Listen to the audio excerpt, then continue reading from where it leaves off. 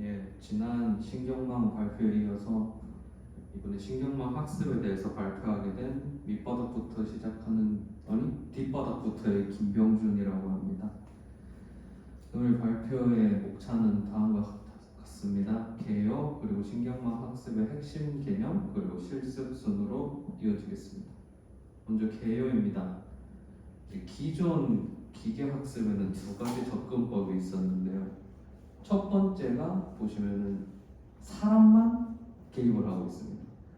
사람이 저 멍멍이 사진을 보고 그냥 자기가 알고리즘을 짜서 예를 들어서 다리가 4개고 귀가 2개면 개다라는 알고리즘을 만들어서 사진이 들어오면은 강아지가 나오도록 하는 첫 번째 접근법이 있었고요. 두 번째 접근법이 이미지가 들어오면은 이 사람이 구현해 놓은 특징 추출기에 의해서 자동으로 특징 추출됩니다. 근데 이것도 이제 사람이 어떻게 특징을 추출할지를 생각을 했기 때문에 이제 사람의 개입이 들어가게 되고요. 이제 그 특징 추출기가 시프트나 호브나 여러 가지가 있는데 자세한 거는 다루지 않았습니다.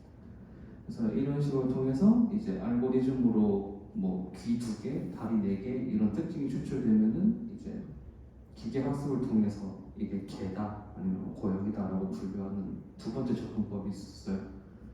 근데 이 두 가지 접근법 모두 보면은 사람이 개입을 해야 된다는 단점이 있었고 우리는 기계가 모든 것을 했으면 했습니다. 그래서 나온 게 이제 신경망의 학습입니다. 그냥 사진만 띡 넣으면은 기계가 모든 특징을 찾고 분류까지 해서 정답을 알려주는 겁니다.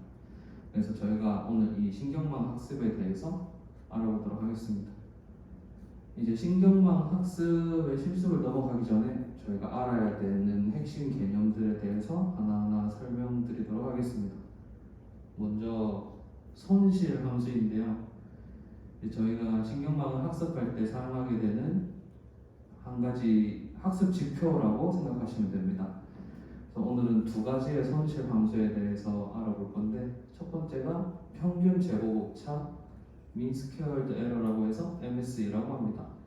이제 식을 보시면은 이 yi가 정답값을 말하고 있고 이 y 햇이 이제 모델 인공지능을 통해서 나온 출력값입니다. 그래서 정답과 출력의 차이를 제곱한 것들의 평균을 나타내는데 여기서 한 가지 의문이 드는 게 왜 제곱을 할까? 라는 의문이 들 수가 있어요. 근데 여기 보면은 MSE도 그렇고 MSE랑 비슷한 친구가 MA이라는 게 있는데 그 친구는 제곱을 하지 않고 절대값을 씌워요. 둘 다 제곱을 하거나 뭐 절대값을 씌우거나 뭔가 부호를 없애고 있는 것 같죠? 왜 없앨까요? 의견이 있으신 분이 있나요? 이제 이게 학습을 하다 보면은 예를 들어 떨어져 있는 정도가 오차로 나올 거잖아요. 근데 어떤 값은 5가 나오고 어떤 값은 -5가 나온 거예요. 이때 그 두 부호의 값을 합하면은 0이 되니까 분명히 5랑 -5라는 오차가 있는데 모델은 똑바로 학습을 했다고 생각을 하는 거죠. 그래서 우리는 이러한 단점들을 없애려고 제곱을 하거나 앱솔루트를 씌워주는 겁니다. 그리고 책에 보시면은 이제 책은 데이터 하나에 대해서 다루고 있는데 보면 이 앞에 2분의 1이라는 값이 있을 거예요. 그래서 그것도 약간 의문이 들더라고요. 아니 MSE 값은 다 더한 거에 n분의 1인데 왜 2분의 1을 할까? 그래서 제가 알아봤는데 수학적으로 널리 쓰이는 방식 중에 하나라고 합니다. 보시면은 나중에 알게 될 텐데 딥러닝은 미분을 통해서 학습을 하는데 이제 제곱을 미분하게 되면 앞에 상수가 하나 붙잖아요. 그걸 없애주려고 그냥 2분의 1을 곱해준 겁니다. 그래서 그냥 수학적으로 널리 쓰이는 방식이라고 이해하시면 될 것 같습니다. 이제 다음이 교차 엔트로피 오차라고 크로스 엔트로피 에러라고 하면 CEE라고 합니다. 이제 이 친구는 정답값에 대한 모델 출력값의 자연로그를 취한 값을 다 더하고 부호를 마이너스를 붙인 것으로 해석이 되는데요. 이제 이게 이 자연로그에 이제 마이너스를 곱한 그래프입니다. 이제 이게 보시면은 이 정답이 1이고 정답이 아닌 게 0인데 정답이 아닌 값에 가까워질수록 발산을 하는 것을 볼 수가 있고 정답인 값에 가까워질수록 0으로 수렴하는 것을 알 수가 있어요. 그래서 이제 이거를 보면은 이게 y 다시가 정답이 아닌 경우에는 실제 값이 정답이 아닌 경우에는 어차피 0이라서 값이 따로 더해지지는 않습니다. 이제 정답인 경우에 1이고 이제 이 로그 이 y 다시의 값이 이제 1에 가까워질수록 이 값이 에러가 0이 되는 그런 손실 함수입니다. 이제 정확도가 아닌 손실 함수를 학습 지표로 사용하는 이유가 이 두 가지 그래프에서 볼 수가 있는데요. 제가 아까 말했는데 딥러닝에서 이제 안에 4개의 웨이트 값을 조정을 할 때 미분을 통해서 조정을 합니다. 근데 이제 정확도를 지표로 삼게 되면은 정확도는 맞다 또는 아니다 이 두 가지만 하잖아요. 이런 두 가지를 보여주는 대표적인 함수가 계산 함수인데 여기 이 선이 살짝 그어져 있을 거예요. 이게 미분값인데 미분값이 대다수의 공간에서 0이거나 뚝 끊어져서 갑자기 확 올라가거나 이런 식으로 학습이 됩니다. 이렇게 되면 학습이 뭔가 미세하게 학습이 진행이 되지 않고 또 조금 변했는데도 값이 변하지 않으니까 학습의 방향성을 잡을 수가 없어요. 그래서 우리가 이 손실 함수를 사용하게 되면은 이런 연속적인 곡선들이 있는 함수를 사용하게 돼서 모델이 좀 더 학습의 방향성을 잡기가 쉬워진다는 거죠. 이러한 이유 때문에 저희는 손실 함수를 사용하게 됩니다. 이제 다음으로 알아볼 게 미니 배치 사이즈, 배치 그리고 이터레이션과 에포크에 대해서 알아볼 건데 여기서는 제가 한 가지 비유를 통해서 알려드리도록 하겠습니다.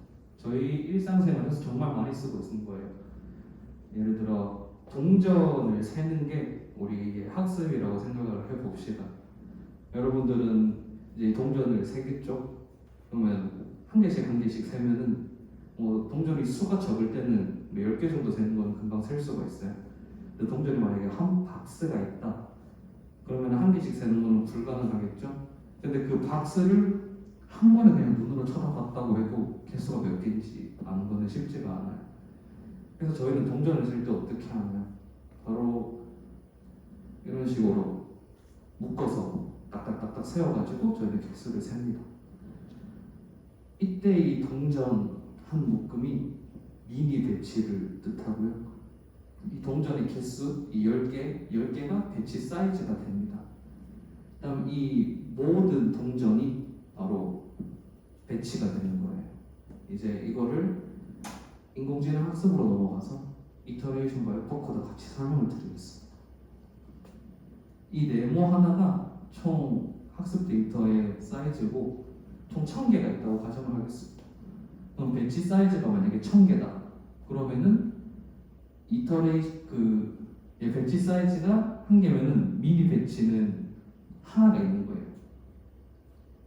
근데 배치 사이즈가 500이 되면은 500 이렇게 미니 배치가 2개가 되는 거고 배치 사이즈가 100이 되면은 미니 배치는 총 10개가 되는 거겠죠. 그 다음이 이제 이터레이션에 대해서 알려드릴 텐데 이터레이션은 이 미니 배치를 통해서 학습을 하는 횟수예요. 그러면은 얘 같은 경우는 이터레이션이 하나고 얘는 이터레이션이 2개, 얘는 이터레이션이 총 10개가 되는 겁니다. 그럼 에포크는 뭐냐? 에포크는 이 전체 데이터셋을 한번 훑어서 학습을 하는 거를 에포크라고 해요. 얘 같은 경우는 이 이터레이션 10개가 지나야지 그게 1 에포크가 되는 겁니다. 이제 인공지능을 해보신 분들은 보통 그냥 에포크만 설정을 해보셨을 텐데 보통은 다들 그런 식으로 시작을 합니다. 근데 이제 나중에 엄청 불균형하거나 데이터가 너무 크고 불균형한 데이터를 다루다 보면 이런 이터레이션 단위로 학습을 하는 경우가 생기기도 해요. 실제로 저희 연구실에도 그런 식으로 학습을 진행하고 있습니다. 다음으로 알려드릴 거는 이제 수치 미분인데 이제 간단하게 설명드리고 넘어가겠습니다. 이제 수치 미분을 하게 되면은 이 그래프를 봤을 때 여기 한 수치 미분을 하려는 점에서의 기울기를 저희가 알 수 있게 되는데요. 이런 기울기를 쭉 그래프로 그리고 그 기울기를 반대 방향으로 향하게 했더니 이제 이게 손실 함수의 그래프라 쳤을 때 이 그래프의 아주 최적점에 도달을 하도록 이 화살표가 그려지는 것을 제가 볼 수 있었어요. 그래서 이 원리를 이용해서 우리가 경사하강법이라는 것을 시도하게 되는데 여기 움직임을 보시면은 여기서부터 시작해서 이 최적점으로 서서히 가는 이것을 저희가 경사하강법이라고 합니다. 이제 이게 손실 함수의 그래프라면은 이 손실 함수가 최소가 되도록 하는 곳으로 서서히 이동하게 되는 그런 과정을 말합니다. 이제 이 손실 함수를 할 때 주의해야 할 게 이 이동 정도, 학습을 할 때 이 매개 변수를 가중치를 바꿔주는 정도를 저희가 설정을 할 수가 있는데요. 이제 이 학습률을 설정을 이제 잘 해야 된다라는 것을 보여주는 예시입니다. 학습률이 너무 적게 되면 수렴하는데 정말 많은 시간이 걸리게 되고 이제 얘는 학습률이 적당해서 한 3번 만에 도달한 것을 볼 수가 있어요. 또 학습률이 너무 커버리면 이런 식으로 오히려 밖으로 발산하는 것을 볼 수가 있습니다. 뿐만 아니고 이런 식으로 그려진 그래프가 있으면 이제 적당한 학습률을 정해주지 않으면은 여기가 최소점인데 이상 중간 최소점에서 얘가 멈춰버리는 것을 볼 수가 있어요.